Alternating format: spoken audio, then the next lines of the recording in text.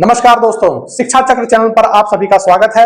दोस्तों, आज हम सीटेट में पूछे जाने वाले एक बहुत ही महत्वपूर्ण टॉपिक के बारे में बात करेंगे। दोस्तों, आज हम कोहलबर्ग के नैतिक विकास सिद्धांत की बात करेंगे।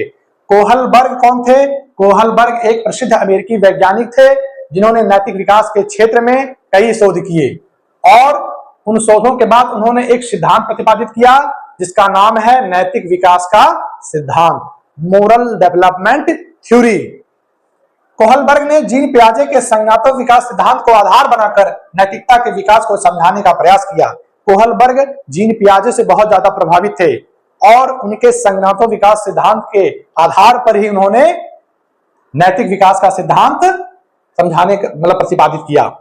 तो ये नैतिकता का अर्थ क्या होता है? नैतिकता का अर्थ होता है सही गलत का निर्णय लेना। नैतिकता के अंतर्गत कई तत्व आते हैं, जैसे ईमानदारी, सच बोलना, न्याय की बात करना, कर्तव्य परायण होना यानी अपने कर्तव्य को ईमानदारी से करना। ये सारी चीजें नैतिकता के अंतर्गत आती हैं। इन्हीं सब चीजों का अध्ययन कोहलबर्ग ने किया और कोहलबर्ग ने अपने सिद्धांत में यह समझाने का प्रयास किया कि लोग नैतिक निर्णय कैसे लेते हैं और यह निर्णय लेने की प्रक्रिया उम्र और अनुभव के साथ कैसे विकसित होती है। कोहलबर्ग ने अपने शोध में पाया कि नैतिक तर्क धीरे धीरे विकसित होते हैं और यह 6 चरणों में बटा होता है। कोहलबर्ग ने नैतिक विकास को 6 चरणों में विभाजित किया और 3 स्तरों में उन्हें समूहीकृत किया। कोहलबर्ग का जो नैतिक विकास का सिद्धांत है उसके अंतर्गत उन्होंने 3 स्तरों की बात की है। पहला स्तर है पूर्व परंपरागत स्तर, जिसके अंतर्गत उन्होंने 2 चरणों की बात की है। फिर दूसरा स्तर है परंपरागत स्तर और लास्ट में है आपका तीसरा स्तर है उत्तर परंपरागत स्तर। इन तीनों स्तरों के अंतर्गत 2-2 चरणों की बात की गई है, यानी कुल 6 चरणों की बात की गई है। कोहलबर्ग कहते हैं किसी भी व्यक्ति या किसी भी बच्चे का जो नैतिक विकास होता है इन्हीं 6 चरणों के से गुजरकर होता है। तो आइए देखते हैं, जो पहला स्तर है पूर्व परंपरागत स्तर, प्री कन्वेंशनल लेवल। यह 4 से 10 वर्ष के बच्चों में पाया जाता है। इस स्तर पर बच्चे नैतिक निर्णय सजा, पुरस्कार और व्यक्तिगत लाभ के आधार पर लेते हैं। यानी इस स्तर पे जो 2 कीवर्ड है वो है सजा, पुरस्कार और व्यक्तिगत लाभ। इस स्तर को 2 चरणों में विभाजित किया गया है, 2 स्टेज में विभाजित किया गया है। इसमें पहला स्टेज है दंड और आज्ञाकारिता अभिन्यास, पनिशमेंट एंड ओबेडियंस ओरिएंटेशन। तो जो पहला कीवर्ड है सजा और पुरस्कार, वह पहले स्टेज से संबंधित है और जो इसका दूसरा स्टेज है व्यक्तिगत लाभ अभिन्यास या यांत्रिक उद्देश्य अभिन्यास, वो व्यक्तिगत लाभ से संबंधित है। यानी ये 2 कीवर्ड अगर आप याद कर लेते हैं तो प्री कन्वेंशनल स्टेज के अंदर जो 2 स्टेजेस हैं, प्री कन्वेंशनल लेवल के अंदर जो 2 स्टेजेस हैं उनके मूल भाव को आप समझ जाएंगे। तो पहला स्टेज है दंड और आज्ञाकारिता अभिन्यास, पनिशमेंट एंड ओबेडियंस ओरिएंटेशन। ओरिएंटेशन मतलब होता है झुकाव या उन्मुखता।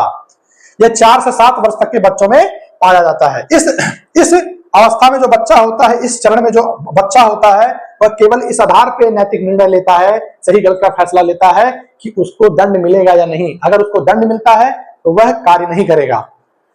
बच्चे के अंदर नैतिक मूल्यों का विकास नहीं रहता है। तो बच्चे नैतिक मूल्यों को सिर्फ इसीलिए मानते हैं क्योंकि वह दंड से बचना चाहते हैं। उनके अंदर नैतिक मूल्य की समझ नहीं होती है। एक वाक्य में अगर कहें इस स्टेज के बारे में तो बच्चे सही उस काम को बोलते हैं जिससे सजा ना मिले। सही वो है जिससे सजा ना मिले। और दूसरा जो इसका दूसरा चरण है व्यक्तिगत लाभ अभिन्यास, उसको देखते हैं।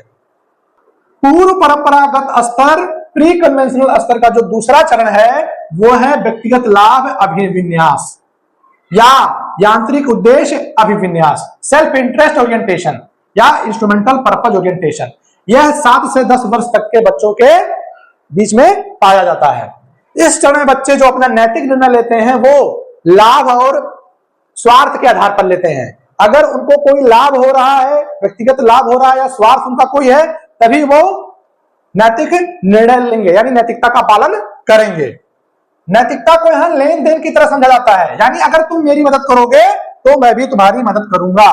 अगर इस चरण को एक वाक्य में समझे तो सही वही है जिससे स्वयं को लाभ मिले, सही वही है जिससे स्वयं को फायदा मिले। तो अब अगला स्तर जो आपका है वो है परंपरागत स्तर या कन्वेंशनल लेवल। तो देखते हैं दूसरा स्तर, परंपरागत स्तर, कन्वेंशनल लेवल। यह 10 वर्ष से 16 वर्ष तक के बच्चों के अंदर होता है। यह स्तर किशोरावस्था के प्रारंभिक वर्षों में देखा जाता है। जब बच्चा टीनेज में प्रवेश करता है तब इस स्तर में वह देखा जाता है।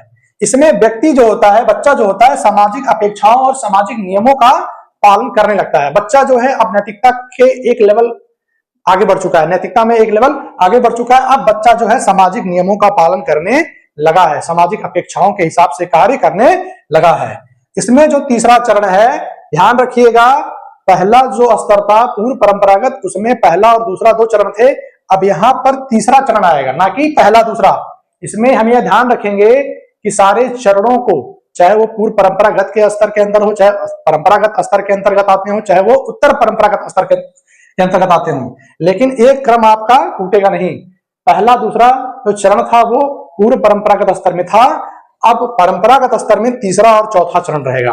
ये क्रम बहुत ही ध्यान रखना है, जो सवाल पूछे जाते हैं इसी क्रम के आधार पर पूछे जाते हैं कि तीसरा चरण, चौथा चरण, पांचवा चरण, छठा चरण। तो ये क्रम हमको याद रखना है, इसी क्रम से किसी बच्चे का नैतिक विकास होता है। तो जो तीसरा चरण है, तीसरा चरण अच्छा लड़का या लड़की अभिविन्यास, good boy good girl orientation, यह 10 वर्ष से 13 वर्ष तक के बच्चों के अंदर देखा जाता है। इसमें बच्चा जो होता है इस क्षण में लोगों की प्रशंसा पाने के लिए नैतिक नियमों का पालन करता है। बच्चे नैतिक निर्णय इस आधार पर लेते हैं कि आसपास के लोग और समाज के लोग उसकी प्रशंसा करेंगे, उसे अच्छा लड़का या अच्छी लड़की कहेंगे। इस एक वाक्य में अगर इस चरण की बात करें तो सही वो है जिससे लोग मुझे अच्छा बच्चा कहें। अब चौथा चरण देखते हैं, विधि और व्यवस्था अभिविन्यास, लॉ एंड ऑर्डर ओरिएंटेशन। यह 13 वर्ष से 16 वर्ष तक के बच्चों के अंदर देखा जाता है। इस चरण में बच्चा सामाजिक व्यवस्था बनाए रखने के लिए, अंडरलाइन कर लीजिएगा इसको, सामाजिक व्यवस्था बनाए रखने के लिए नैतिकता का पालन करता है। बच्चा नैतिकता को समाज के नियमों और कानूनों का पालन करने से जोड़ता है। बच्चा इस अवस्था, इस चरण में, इस चौथे स्टेज में, विधि और व्यवस्था अभिविन्यास में, लॉ एंड ऑर्डर ओरिएंटेशन में बच्चा अब यह सोचने लगता है कि जब वो नैतिकता का पालन करेगा तभी समाज में व्यवस्था बनी रहेगी। ठीक है, तो इस समय बच्चा नैतिकता का पालन क्यों कर रहा है? सामाजिक व्यवस्था को बनाए रखने के लिए करता है। एक वाक्य में अगर कहें तो सही वो है जिससे समाज की व्यवस्था बनी रहे। यानी यहाँ बच्चे का जो नैतिक निर्णय है वो इस पे डिपेंड करता है कि समाज में व्यवस्था किस चीज से बनी रहेगी। जिस चीज से बनी रहेगी वही उसके लिए नैतिक निर्णय है। अब अगला जो स्तर है उत्तर परंपरागत स्तर, उसको देखते हैं। तो देखते हैं तीसरा स्तर जो है उत्तर परंपरागत स्तर, पोस्ट कन्वेंशनल लेवल। यह 16 वर्ष से ऊपर वयस्कता तक होता है। इस स्तर पर व्यक्ति अपने स्वयं के नैतिक सिद्धांत विकसित करता है और नियमों और मूल्यों पर तार्किक विचार करता है। अब ये जो पोस्ट कन्वेंशनल लेवल है ये नैतिकता का सबसे उच्च स्तर है। इस स्तर पर पहुंचने के बाद जो व्यक्ति होता है वो खुद के नैतिक नियम बनाना चालू कर देता है और जो नैतिकता के सिद्धांत और मूल्य हैं उस पर विचार करना चालू कर देता है। इस स्तर पर उच्च स्तरीय नैतिकता का विकास हो जाता है। सब लोग इस स्तर तक नहीं पहुंच पाते हैं। इसके अंतर्गत भी 2 चरण है, जिसमें 5वां चरण है, हम 4 चरण पढ़ चुके हैं। 5वां चरण है सामाजिक अनुबंध अभिविन्यास, सोशल कॉन्ट्रैक्ट ओरिएंटेशन। यह 16 वर्ष से ऊपर तक के व्यक्तियों में विकसित होता है। इस चरण में बच्चे यह समझने लगते हैं कि नियम कानून सामाजिक सहमति या सामाजिक अनुबंध से बनाए जाते हैं और जरूरत पड़ने पर बदले भी जा सकते हैं। यानी कि बच्चे का या किसी व्यक्ति का जो नैतिकता का विकास है इस स्तर तक पहुंच जाता है कि वह समझने लगता है कि जो नैतिक नियम बनाए गए हैं ये समाज के लोग ही आपस में मिल करके सामाजिक सहमति से ही बनाते हैं और जरूरत पड़ने पर नैतिक नियम बदले भी जा सकते हैं। कानून और नियम समाज की भलाई के लिए बनाए जाते हैं। बच्चा या व्यक्ति जान जाता है कि जो नैतिकता के नियम है, कानून है, वो समाज की भलाई के लिए बनाए जाते हैं।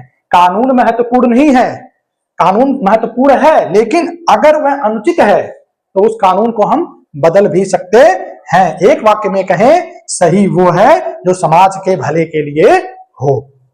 और जो आखिरी चरण है 6वां चरण, सार्वभौमिक नैतिक सिद्धांत अभिविन्यास, यूनिवर्सल एथिकल प्रिंसिपल ओरिएंटेशन। इस चरण तक सिर्फ कुछ लोग ही पहुंच पाते हैं, कुछ वयस्क ही पहुंच पाते हैं, सभी नहीं पहुंच पाते। इसमें क्या होता है देखिए, इस चरण के अंतर्गत सत्य, न्याय व मानवाधिकार को सर्वोपरि माना जाता है, सर्वोपरि माना जाता है और पूरी दुनिया में एक जैसे है लागू होते हैं। दुनिया का कोई भी देश हो, कोई भी जगह हो, वहां पर सत्य, न्याय, मानवाधिकार ही सर्वोपरि है।